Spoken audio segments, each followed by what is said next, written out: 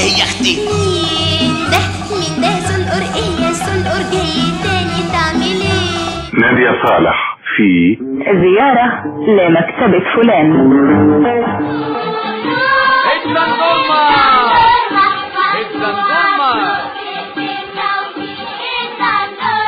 حبايب الحلوين، حدوتة النهاردة قريتها في مجلة من مجلات الأطفال الأجنبية.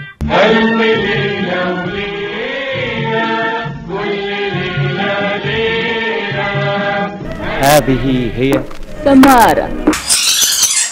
انفرجت الستار الآن عن كوكب الشرق. السيدة أم كلثوم. سلوا قلبي غداة سلا وتاب. سنقاتل عدى النهار والمغربية جاية تتخفى ورا ظهر الشجر. لقد قاتلنا وأمامنا قتال شديد، وانا على الربابة بغني. اديني يا اخوي قاعد.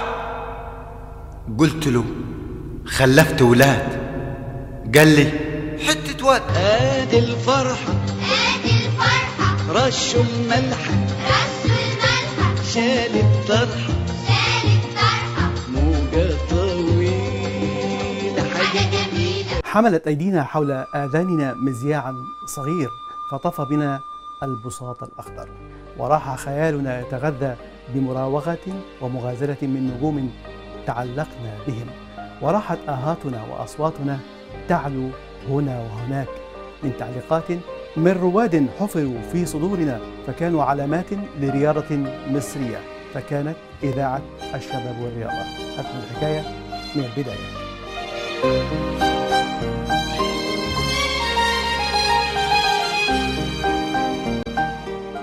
كانت بدايتها سيمفونية الشباب، حتى ضمت إليها شبكة الرياضة من القاهرة، فصارت إذاعة الشباب والرياضة، والتي ضمت بين دفات أثيرها من حملوا لنا الأصوات الرياضية وتعليقهم على طبق من ذهب، فصاروا في آذاننا وقلوبنا ساكنين، تهفو إليهم الآذان والقلوب في كل حين. إذاعة الشباب والرياضة من القاهرة. آنساتي سادتي، بعد ثواني هيبدأ الشوط الثاني. واحد يقول لي ايه اللي بيحصل، اقول يعني واحد يقول لي يعني ايه غير اللعيبه، انا خلاص هبطل. يا عالكورة وهاتها من الشبكة يا أحمد جواشي. معجون كوره يا ابني. جول جميل جميل جميل جميل. يا عالكوره. طبعا في البداية هي إذاعة شباب ورياضة عندما أنشئت كانت إذاعة الشباب فقط، وكانت فكرة للإعلام القدير الراحل إيهاب الأزهري. كانت فكرة أن يبقى للشباب إذاعة خاصة بيهم، إيقاع رشيق سريع يساعد الشباب على التفكير والخيال العلمي. لذلك عندما بدأت كانت على مدار ساعتين من الساعة 3 ولحد الساعة 5، وكانت بتقدم برامج سريعة وخفيفة مع الشباب تنتقل من هنا وهناك من زهرة إلى زهرة لتقدم الثقافة والمعلومة والبسمة. وبعد كده من خلال التطوير انضمت إليها الرياضة، فأصبحت إذاعة شباب ورياضة. بدأت تهتم بالساحرة المستديرة كرة القدم، اللعبة الشعبية الأولى في مصر، وبدأت أيضا تهتم بالرياضات الأخرى. يعني كنا بنأكد على أن الرياضة يا جماعة ثقافة، الرياضة أخلاق، الرياضة روح، الرياضة ما فيهاش تعصب، الرياضة تحقيق الإنجازات، الرياضة أن أنا ألعب لو أنت فزت أهنيك، لو أنت خسرت تهنيني، ونبقى في الآخر بنقدم ثقافة جميلة، رياضة روح نشاط حيوية للشاب المصري.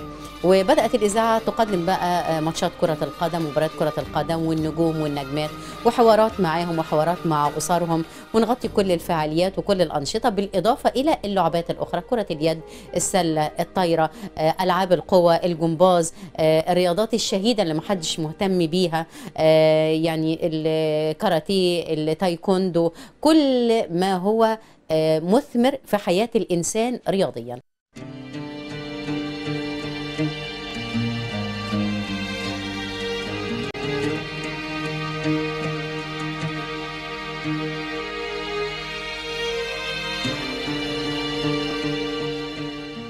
كنت تراهم وهم يحملون مذياعهم الصغير مرفوعا حول آذانهم في المزارع والمصانع والحقول، وملتفين حول صحبة تشجيع لانتماءاتهم المختلفة، وتراهم وهم يصرخون مهللين فرحين لصوت معلق عظيم معلنا هدفا في الشباك. فكانت معهم دائما وأبدا إذاعة الشباب والرياضة من القاهرة.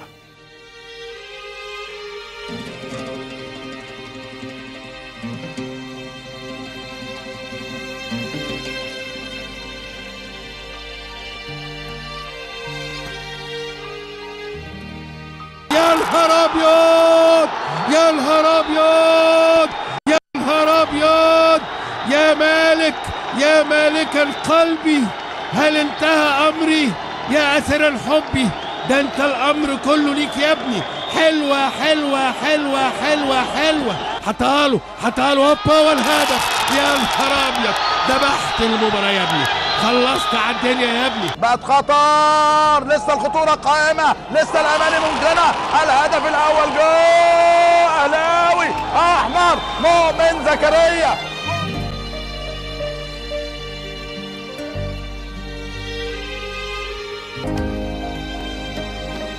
هي إذاعة شباب والرياضة يمكن نقدر نقول أنا متحيزة ليها، لأن أنا كنت بعمل فيها كمقدمة برامج وأنا ما زلت طالبة في كلية العلم، أنا ومدام نادية مبروك اللي هي رئيس الإذاعة الآن. وبعدين بدأت هذه الإذاعة يخرج منها الكثير من المواهب، سواء اللي انطلقوا للقنوات الفضائية أو للتلفزيون المصري أو رؤساء للإذاعة أو القنوات المتخصصة أو قطاع الأخبار. وده شيء يعني يذكر لإذاعة شباب ورياضة إنها معمل لثقل المواهب ثم ينتقلوا ويمثلون في كل مكان. تأثير هذا التطور ان احنا بنبقى اكثر التصاقا بالمستمع والشباب، بنتواصل معهم من خلال برامجنا. هنقدر نقول ان الراديو ما زال هو صديق الكثير من المستمعين. يمكن ساعات الذروة والمرور واختناقات المرور احنا بنبقى المسلي ليه، الونيس ليه في كل مكان. احنا بنبقى في اماكن بعيدة، يمكن الناس بتبقى في عملها سهرانة، ممكن يبقى الراديو ونيس ليها. في ناس تانية بتحب تسمع الراديو، فالراديو ساعاته على مدار ال 24 ساعة بيقدم كل الألوان: رياضة، ثقافة، فن، علوم، حوارات، مشاكل، كل ما يخطر ببال المستمع، ودراما طبعا، ودي يمكن من اكثر الفنون الاذاعيه التصاقا بالناس. اذاعه شباب ورياضه كمان بتهتم ان يكون عندها اكثر من برنامج بيتواصل مع الشباب من خلال وسائل التواصل الاجتماعي الحديثه، وايضا بيتاح له فرصه انه يعبر عن رايه في كل مشاكله ويبتدي يتحاور معنا عن طريق التليفونات في الفترات الرياضيه، مع نجوم الرياضه، مع نجوم الفن، مع نجوم الشباب، مع كل الطوائف اللي نفسه يلتقي بيها بيلاقيها دايما عبر موجات الإذاعة. والراديو زي ما حضرتك عارف خفيف، ممكن تاخده معاك في أي مكان، ممكن تسمعه وانت في أي مكان. حتى معظم الناس بتحب تنام على الراديو أو صوت الراديو وما يقدمه من برامج ليلا.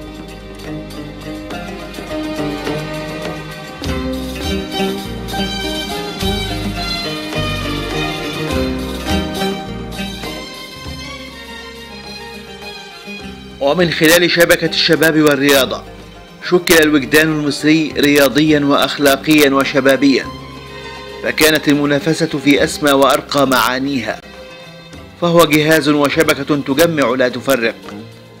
وما أحلاها صحبة كنت تراها في ربوع مصر المحروسة وبين دروبها وأذقتها، ومن أمام لبنات منازلها الريفية التي كانت تعج بالخيرات والنعم، وكان مذياعهم مصدر سعادتهم لمن يعشقون الرياضة.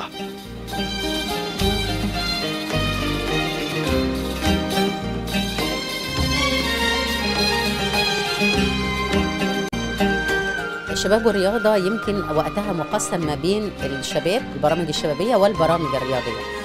يمكن احنا اهتمامنا بكرة القدم ووجود استديوهات تحليلية عندنا، يعني احنا عندنا فترتين، فترة صباحية بتقدم من 8 ل 10 كان بيقدمها كابتن أحمد شوبير، ودلوقتي بيقدمها كابتن مجدي عبد الغني وكابتن خالد لطيف. والحقيقه بيبقى معاهم كل النجوم، وبيبقى في حوارات وانفرادات صباحيه. دي من الفترات المحبوبه جدا اللي بتخلي المستمع يتابع نجمه الرياضي المفضل، سواء كان مقدم البرنامج او كان ضيف في البرنامج.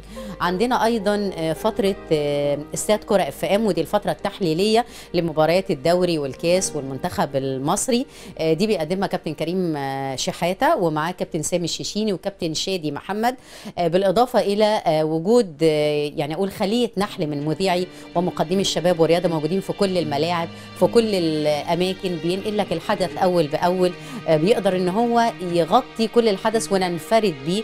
يمكن ميزه الراديو انه لما بيبقى في حدث بينقله على الهواء مباشره برساله سريعه، فانت كده بتسبق كل المحطات، فده بيخلي الاذاعه متميزه. بالاضافه ان احنا عندنا معظم الزملاء في البرامج الرياضيه بيهتموا باللعبات الاخرى، فانت كده بتقدم وجبه شهيه فيها كل اللعبات الرياضيه المحببه سواء للرياضيين او للمستمعين بتوعنا.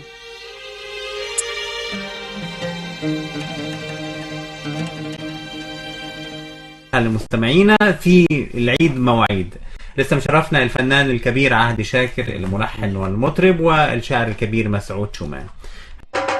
ولا احلى ولا اجمل ولا اروع. استنونا يوميا من الحد للخميس مع شوبير والنجوم، نجوم الرياضة، الفن والسياسة والثقافة، من 3 ل 6. كل المفاجآت، كل الضيوف، كل حاجة حلوة، بس مع الشباب والرياضة هنكون معاكم وهتستمتعوا بإذن الله. كل سنة وانتم طيبين. على الشباب والرياضة.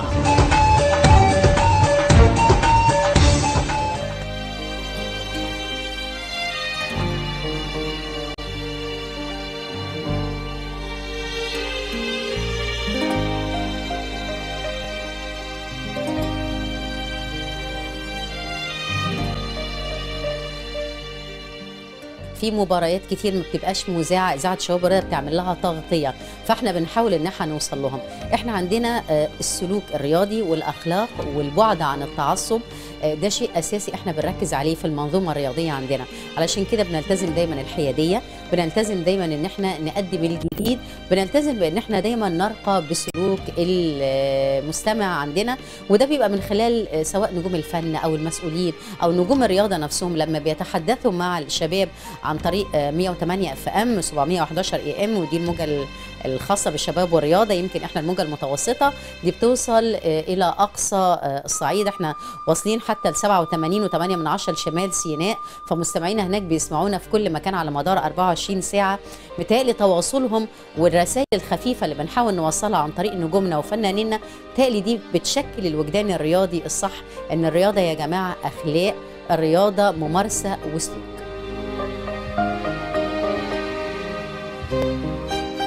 الإذاعة لها موقع إلكتروني، فبالتالي بتبث برامجها من خلاله.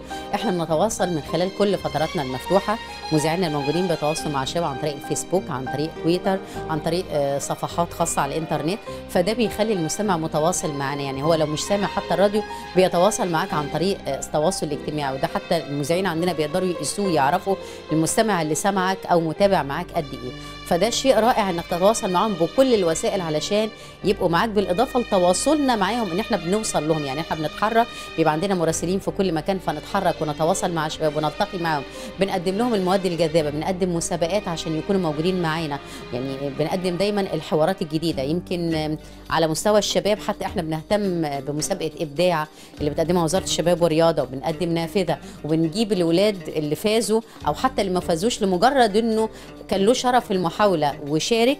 ده بيبقى يعني احنا متنفس ليه ان هو يكلم الشباب، يقول لهم ان المحاوله مهمه جدا، انك لازم يكون عندك امل ولازم تحقق حلمك. عندنا كمان المعاقين ليهم دور كبير جدا معانا، سواء على المستوى الانساني او على انجازاتهم في مجال اعمالهم او على تفوقهم الرياضي. يعني ابطال الدوره البارالمبيه كلهم اول ما نزلوا مطار القاهره بعد ما عادوا من ريو دي جانيرو كانوا على موجات شباب ورياضه الساعه 5:30 فجرا مع الزميله لمياء نبيل، كانوا بيتكلموا وبيحكوا وبنستقبلهم مع الناس. فاحنا بنأكد لكل الناس ان احنا متواصلين معاكم على مدار ال 24 ساعه علشان نأكد قيمه معينه، ان احنا لازم نعمل في كل المجالات، لازم نعمل. مصر مش هتتقدم الا بالشغل، الا بالعمل، الا بالاتقان، الا بالاخلاص.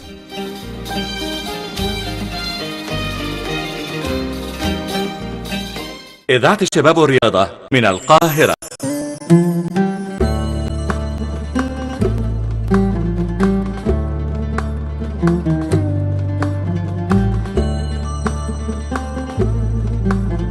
مكان في الزحام، مكان في الزحام، لحن المقدمة والنهاية إهداء محمد عزت وشيماء حافظ. مكان في الزحام مع سحر وصفي.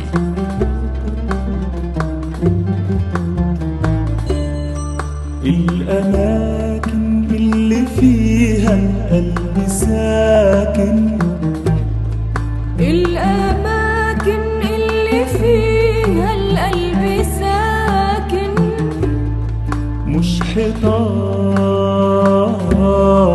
أو شوارع ساكتة، لكن الأماكن ليها صوت والخرايط والبيوت، الأماكن ليها صوت والخرايط والبيوت، ذكرى عايشة في العيون، ذكريات تعشقها موت.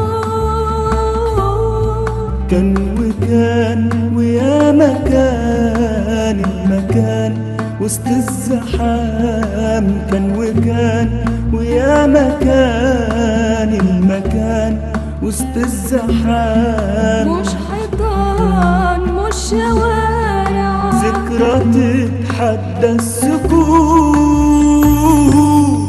الأماكن ليها صوت والخرايط والبيوت.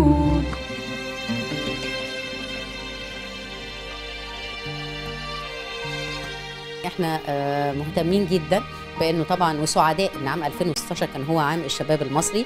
احنا طبعا متواجدين معاهم، يمكن قبل مؤتمر الشباب كان في جلسات حوار بعنوان بقوة شبابها تحيا مصر، ويمكن كل الشباب في كل فتراتنا المفتوحة طلعوا وقالوا آرائهم وقالوا بيفكروا بإيه وقالوا نفسهم إيه اللي يحصل، وحواراتهم نقلناها على الهوا، وكل ده بدأوا يعبروا عنه. بدأنا نقدم الشباب المبدع، الشباب اللي عنده أفكار، حتى الشباب المحبط بنقدمه وبنقدم له الطريق الصح اللي ممكن يمشي فيه علشان يقدر يتواصل. بالإضافة إلى إن احنا مؤتمر الشباب في شرم الشيخ تم تغطيته حوارات مع كل الشباب الموجودين، فيما بعد أيضا الأفكار اللي الشباب بيعملوا عليها. الشباب اللي مشاركين في الملتقى الرئاسي برضو بيبقوا معانا وبيعرضوا أفكارهم وبيلتقوا مع الشباب الآخرين من الهوا وبيقولوا لهم إحنا عملنا إيه وبنعمل إيه علشان البلد دي تتقدم. دايما بنصدر للناس نصف الكوب المليان مش الفاضي، لانك دايما لما بتقول انه في خير في البلد، في شباب، في ناس بتشتغل، في انجازات في كل مكان، ده اللي بيخلي الشباب يبقى عنده امل ويبدا يشتغل احسن ويقول انه بلدنا هتتقدم بيها، لان زي ما بنقول بشبابها هتتقدم وتحيا مصر.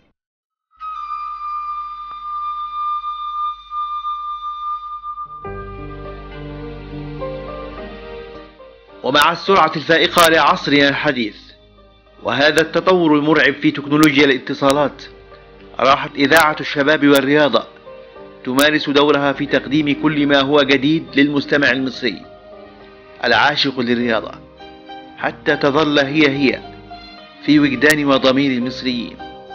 فظلت وما زالت إذاعة الشباب والرياضة من القاهرة. الفترات اللي بتبقى مباعة حتى لما بتيجي اي شركات بنبقى متفقين انه هيقدم منتج، لكن المنتج ده هيبقى فيه اعلان، بس المنتج لازم يكون وراه قيمه. يعني انت بتقدم لقاءات، بتقدم فترات مفتوحه، بتقدم حوارات، لازم نقدم قيمه من وراء ذلك، يعني ما يبقاش الاعلان هو اللي بياخدنا لسكك اخرى. فبالتالي الاعلانات حتى لما بتقدم بنبقى متفقين مع الوكالات احنا المفروض هنقدم ايه، عندنا منظومه معينه لازم نعمل في خلالها، ان احنا الشعب لازم يتابع معانا كل شيء، لكن في الاخر انت بتجيب ماده، لكن في الاخر عندك قيمه وثقافه واخلاق مش ممكن تخرج عنها. احنا عندنا اطر محدده، عندنا حدود ما ينفعش نتخطاها، يعني عندنا حتى لا مجال لتصفيه الخلافات الشخصيه ولا مجال للنقد الجارح، يعني ممكن ننقد وممكن نتكلم، لكن لما انقدك اجيبك ترد على النقد بتاعي، فيبقى انا بتكلم وبجيب الراي وبجيب الراي الاخر، وهو ده الاعلام الايجابي الحيادي.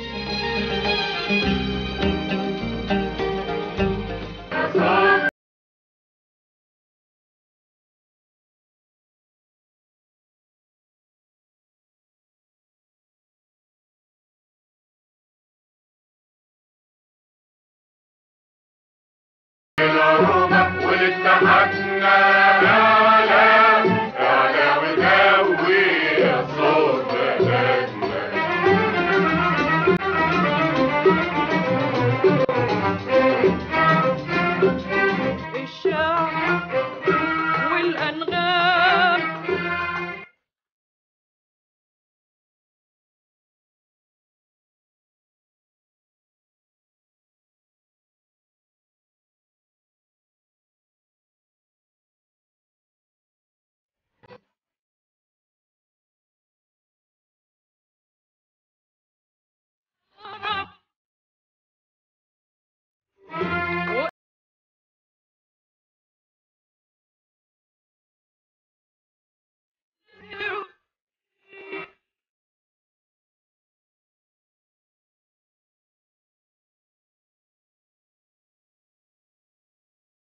يا مقربة